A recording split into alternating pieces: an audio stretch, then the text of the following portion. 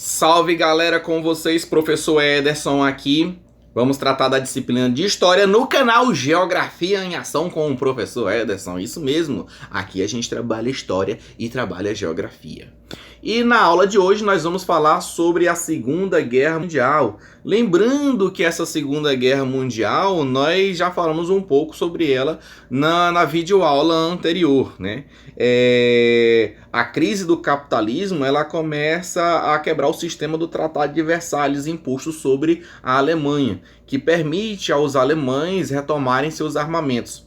E aí Adolf Hitler, fazendo o teste desses armamentos e com a desculpa de, digamos assim, combater o socialismo que estava lá, que está nesse período aí da Segunda Guerra Mundial na Rússia, ele então começa a declarar guerra aos seus adversários.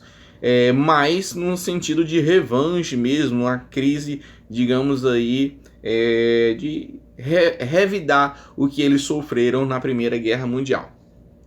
Então, no desenrolar da Segunda Guerra Mundial, nós temos dois grupos novamente, né? Duas alianças. O eixo composto por Alemanha, Itália e Japão era formado por países que desenvolveram o capitalismo um pouco mais tarde do que as primeiras nações capitalistas, somente no fim do século XIX e no início do século XX. Os integrantes do eixo quase não possuíam colônias ou territórios e pudessem dominar política ou economicamente. Então havia necessidade de buscar novos mercados consumidores que esses países não tinham, já que eles tiveram industrialização um pouco mais tardia também. A Segunda Guerra Mundial, ela vai se desenrolar em 3 etapas, gente. Como vai ser essas 3 etapas, nessas 3 fases? Para a gente entender melhor. Que era a supremacia do eixo, foi quando a Alemanha começou a vencer a guerra no início, digamos assim.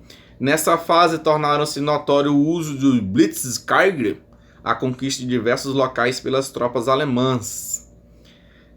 Além disso, na Ásia, os japoneses conquistaram uma série de territórios denominados por britânicos, franceses e holandeses. Essa palavra Blitz em alemão significa surpresa. É o que a gente utiliza hoje em dia quando a polícia para a gente, né? Blitz, surpresa, é uma fiscalização de surpresa, o nome, Blitz, surpresa.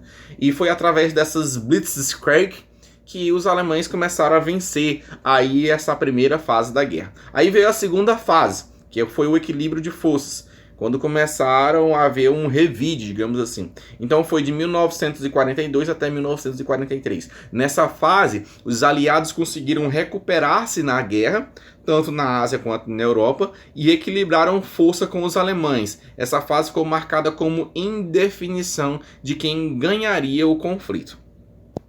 E aí, por último, a última fase, a derrota do eixo, que vai de 1944 até 1945, quando termina a guerra. Nessa fase, o eixo estava em decadência. A Itália foi invadida, Mussolini foi deposto, os alemães e japoneses passaram a ser derrotados sucessivamente e ambos os países entraram em colapso. Foi aí que os Estados Unidos lançou as 2 bombas nucleares no Japão, né? Uma em Hiroshima, outra em Nagasaki, depois que o Japão atacou a base de Pearl Harbor, lá no Havaí. E foi essas batalhas no Pacífico que a gente vai comentar agora.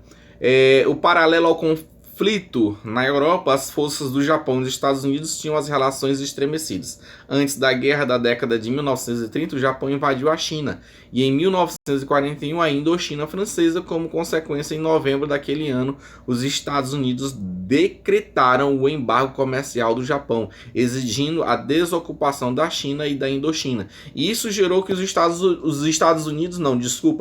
o Japão ficassem desabastecidos de petróleo. Foi por isso que o Japão começou a declarar a guerra lá, a entrar realmente de fato na guerra contra os Estados Unidos. O alvo do Japão não era a Inglaterra, a França, o alvo mesmo era os Estados Unidos, que declarou o embargo econômico. Em meio às negociações diplomáticas entre Japão e Estados Unidos, este bombardeou a base naval de Pearl Harbor, o Japão. e prosseguiu a ofensiva contra os americanos na Ásia Meridional e no Pacífico. Diante do ataque, os Estados Unidos declararam guerra ao Japão. Os japoneses invadiram a Malásia Britânica, o porto de Singapura, a Birmânia, a Indonésia e as Filipinas. No meio da tensão, o Japão ocupou o porto de Hong Kong, as ilhas no Oceano Pacífico, que pertenciam à Grã-Bretanha e os Estados Unidos. Além disso, a Alemanha e a Itália declararam guerra aos Estados Unidos. E a partir desse momento, os Estados Unidos fazem o quê? Entram na guerra. Quando os Estados Unidos entram na guerra, aí o equilíbrio da força que havia na segunda fase começa a haver o desequilíbrio, né? Então os outros países começam a ter mais força.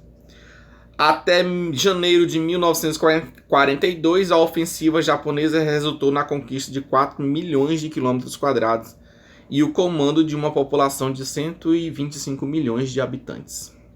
E o Brasil, gente? Como é que fica o Brasil na Segunda Guerra Mundial? Inicialmente, o Brasil se manteve neutro na guerra, mas mediante o bombardeamento de navios brasileiros, o governo de Getúlio Vargas declara guerra ao eixo.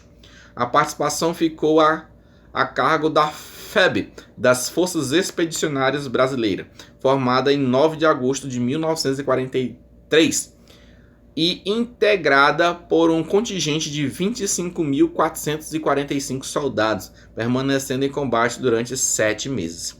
3.000 soldados brasileiros foram feridos e 450 morreram.